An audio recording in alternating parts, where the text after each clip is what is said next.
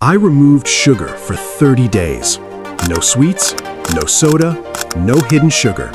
And what happened inside my body was dopamine, the same reward chemical linked to addictive behavior.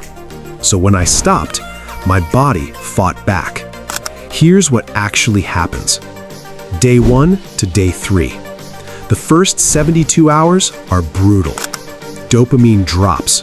Your brain notices immediately. Headaches, mood swings, fatigue, aggressive cravings.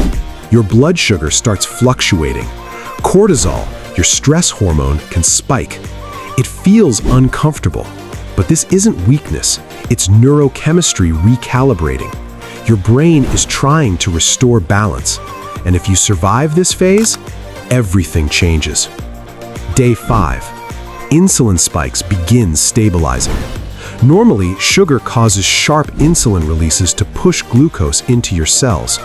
Too many spikes over time can reduce insulin sensitivity. But now, energy crashes slow down. Your body starts shifting fuel sources. Instead of depending on quick sugar, it begins tapping into stored fat. This is called metabolic flexibility, and most people never reach it. Day 10. Now the mirror test begins. Less facial puffiness, reduced bloating, clearer skin. Why? Because sugar increases systemic inflammation. When you remove it, inflammatory stress drops. Inside your body, insulin sensitivity improves further. Your gut microbiome starts shifting. Sugar-feeding bacteria decrease.